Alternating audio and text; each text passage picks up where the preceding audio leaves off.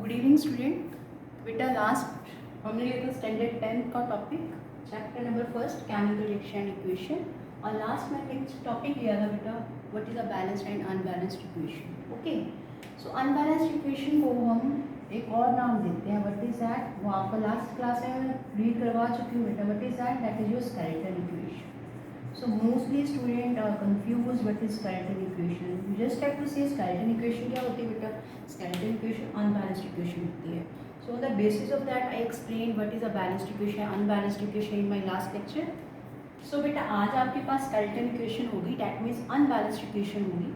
Today I am going to take the topic of balancing of a chemical equation. Means कैसे आपको skeleton equation को balance करना है, right? So I am going to explain to balancing your skeleton equation by using the two method.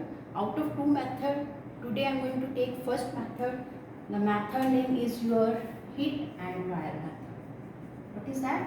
Heat and trial method. Okay, so beta by using this method I am going to explain to balance your chemical reaction and equation. For that, firstly I have taken the example of this. पहले मैंने example लिया बेटा. You can see as I told you, arrow के left hand side पे जो चीज़ होती है उसको हम क्या बोलते हैं, what is that, this is your rectangle. कौन सी साइड होती है, लेफ्ट हैंड साइड. और जो हमारी राइट हैंड साइड होती है इसको क्या बोलते हैं बेटा, this is your product side. Getting. So आपको अनबैलेंस्ड इक्वेशन में रेक्टेंगल और प्रोडक्ट दोनों को देखना होता है. अब मैं रेक्टेंगल की बात करूँ तो डेट इज मैं लेफ्ट हैंड साइड की बात कर रही हूँ. सो आपने रेक्टेंगल को कोरिलेट करना है लेफ्ट हैंड साइड से, प्रोडक्ट को आप कोरिलेट करेंगे with the right hand side. Got it? So बेटा लेफ्ट हैंड साइड जब भी मैं बोलूँ you just have to focus कि I am talking about the right hand side. जब राइट हैंड साइड बोलूँ that means I am talking about your product side. Okay. So I am explaining the balancing of the chemical equation by using heat and trial method. आपको करना क्या होता है इसमें, सबसे पहले बेटा दोनों साइड लिख लेते हैं. लेफ्ट हैंड साइड भी लिख लेते हैं, प्रोडक्ट साइड भी लिख लेते हैं. लेफ्ट हैंड साइड को एज आई टोल्ड यू मैं लेफ्ट हैंड साइड को क्या कंसीडर कर रही हूँ, लेफ्ट हैंड साइड, और प्रोडक्ट को क्या कंसीडर कर रही हूँ, right hand side. Okay, so left hand side में आप देख सकते हो firstly how many element are going to exist in your unbalanced equation. आपकी अनबैलेंस्ड इक्वेशन में कितने एलिमेंट एग्जिस्ट कर रहे हैं आप देख सकते हो बेटा. लेफ्ट हैंड साइड में कौन कौन से एलिमेंट है, एक तो हो गया आयरन Fe, फिर एक हो गया ऑक्सीजन, एक हो गया aluminium. Same element that you are getting your product side, क्योंकि लेफ्ट हैंड से प्रोडक्ट बनता है तो जो एलिमेंट हमारे लेफ्ट हैंड में एग्जिस्ट कर रहे होंगे वही प्रोडक्ट में आएंगे. ओके, तो आपको करना क्या है लेफ्ट हैंड साइड में जितने एलिमेंट इसमें हैं, कितने एलिमेंट थे, आयरन, तो पहले मैं लिखिए आयरन, फिर ऑक्सीजन, फिर एल्यूमिनियम, फिर एल्यूमिनियम. ओके, सो ये जो अनबैलेंस्ड इक्वेशन है यहाँ पे बेटा मैंने एरो लगाए हैं. एरो क्या रिप्रेजेंट कर रहे हैं इसमें कि वो पर्टिकुलर एलिमेंट कितने कोफिशिएंट, कितने उसके कोफिशिएंट एग्जिस्ट कर रहे हैं. सो आप देख सकते हो आयरन कितने इसमें 2, तो मैंने यहाँ एरो डाल के डाउनवर्ड एरो की या यूज़ करके या 2 लिखा है. ऑक्सीजन डाउनवर्ड एरो 3, एल्यूमिनियम कितने बेटा aluminium there is 1, that's why I have written here 1.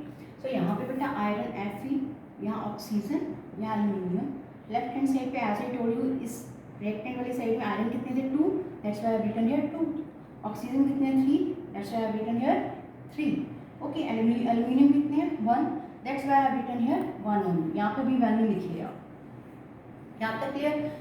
और इसके बाद हम बात करें, किसकी बात करें, प्रोडक्ट साइड की, राइट हैंड साइड. इसमें भी सेम ही एलिमेंट आ रहे हैं, आयरन भी ले लिया, ऑक्सीजन भी ले लिया, एल्यूमिनियम भी ले लिया. अब आप राइट हैंड साइड की बात करें कि आपने इसको just time to forward this side, right hand side उस टाइम भूल जाइए, सिर्फ राइट हैंड साइड इस प्रोडक्ट वाली साइड को देखेंगे बेटा, इसको कंसीडर करके चलना है. आयरन कितना है हमारे पास, कितने आयरन है इसमें 1, तो 1 लिखा. ऑक्सीजन कितने बेटा 3, दैट्स व्हाई रिटन ऑक्सीजन कितने हैं 3. एल्यूमिनियम कितने एग्जिस्ट कर रहे हैं प्रोडक्ट साइड में, Al के नीचे कितने कोफिशिएंट आ रहे हैं 2, तो that's why you have to write है Al इज इक्वल टू 2. यहाँ तक क्लियर. अभी आपने लेफ्ट हैंड साइड लिख ली, राइट हैंड भी साइड लिख ली. ये दोनों हमने किस बेसिस पे लिखे हैं, that has depend on your given thing. वो गिवन थिंग के ऊपर दिया हुआ है तो इसमें कुछ लर्न करने की जरूरत नहीं है. जैसा आपको दिया है वैसे ही आपने लेफ्ट और राइट हैंड साइड पे लिख लेना है. Okay, now I am using hit and trial method. Hit और ट्रायल मेथड होता क्या है, हिट एंड ट्रायल मेथड बेटा वो मेथड होता है सिंपली कि आपके जितनी रेक्टेंगल वाली साइड है उतनी प्रोडक्ट वाली साइड सेम एलिमेंट्स करने के लिए अब पर्टिकुलरली एक किसी सिंपल होल नंबर से मल्टीप्लाई करना पड़ता है. सिंपल होल नंबर हमारे स्टार्ट होता है 1 2 3 अप टू 100. ठीक है, तो स्टार्टिंग बेटा हम 1 से ही करेंगे पहले, क्योंकि 1 को 1 से सेम डिजिट से मल्टीप्लाई करें, as we know same digit we are getting. Okay, तो 1 के बाद हम उससे स्मॉलेस्ट यूनिट 2 लेते हैं. ओके, तो आपने करना क्या है, यहाँ लेफ्ट हैंड साइड पे देखिए Fe2 है, बट राइट हैंड साइड पे सेम एलिमेंट को मैच करेंगे. Left hand side right hand side पे कितने थे 2, यहाँ पे राइट हैंड साइड प्रोडक्ट पे कितने 1. सो बेटा यहाँ तो 2 है या 1 है, तो किस साइड कम है, प्रोडक्ट वाली साइड, जिस साइड कम है उसी साइड हमें मल्टीप्लाई करना है within the suitable number. So for making this one 2, अगर मुझे इसको 2 बनाना है, but I have to do, मुझे क्या करना पड़ेगा, I have to multiply this iron within the 2 only. So I am using this trial method, that's why I written here into 2. तो यहाँ पे बेटा मैंने 2 से मल्टीप्लाई कर दिया.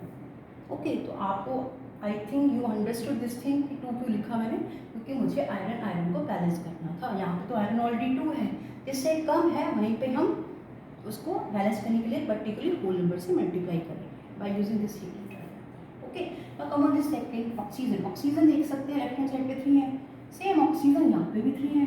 That means there is no need to multiply, क्योंकि because यहाँ पे जरूरत ही नहीं है हमें मल्टीप्लाई करने की, दोनों साइड हमारे ऑक्सीजन क्या है, इक्वली है. Now come on the next element, that is your aluminium. अगर एल्यूमिनियम की बात करें बेटा, तो एल्यूमिनियम यहाँ पे रिएक्टेंट वाली साइड 1 है, पर यहाँ पे 2 है, तो किस साइड कम हुए, रिएक्टेंट वाली side. So same I have to multiply this one with 2. इसको मैंने किससे मल्टीप्लाई कर दिया, 2. ठीक. अब जो मैं पर्टिकुलर मल्टीप्लाई Fe2 था, इसको 2 बनाने के लिए मैंने इसको 2 से मल्टीप्लाई किया. ऑक्सीजन 3 थे, यहाँ पे 3 है. एल्यूमिनियम यहाँ 1 थे, बट यहाँ पे 2 थे, तो making that one 2. I have to multiply aluminium this one by 2, इसलिए मैंने इसको 2 से मल्टीप्लाई कर दिया. ओके, अब किया क्या, आपने क्या किया, जो आपने किया वो यहाँ पे लिख देंगे. Fe2O3 एज इट इज था बेटा. आपने सिर्फ लेफ्ट हैंड साइड में एल्यूमिनियम को, किसको, एल्यूमिनियम को किससे मल्टीप्लाई किया, 2 से. तो एल्यूमिनियम अकेला था यहाँ पे मैंने इसके आगे क्या लिख दिया, 2. क्योंकि यहाँ पे बेटा जो एक्स्ट्रा यूज़ कर रहे हैं वो चीज़ यहाँ पे आपको मेंशन कर दी.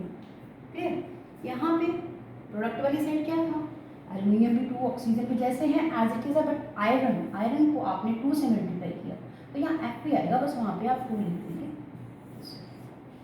So this is your simple heat and trial method for balancing your chemical equation. This is a very simple method, but बेटा ये मेथड सबके लिए यूज़ नहीं होता, इसलिए ये सबके लिए सुटेबल एप्लीकेबल नहीं है. इसलिए मैं सेकंड मेथड भी डिस्कस करूंगी, but that will discuss in my next lecture, right. So you just have to solve the one question at your home, and you just have to solve that one, and I have to just give your answer in your comment section. Okay, so I have given you your homework. This one, Fe plus water, that will give ferric oxide Fe3O4 plus of H2. Just have to balance with this one now. This is your homework बेटा. आपको इसको balance करना है by using the same method. Heat and trial. Okay, so this is your homework. Just have to write your this answer in your comment in my comment section. Okay. So मिलते हैं बेटा next video में. In that one, I will discuss your second method. That name I will discuss in my next lecture. Okay. Thank you बेटा.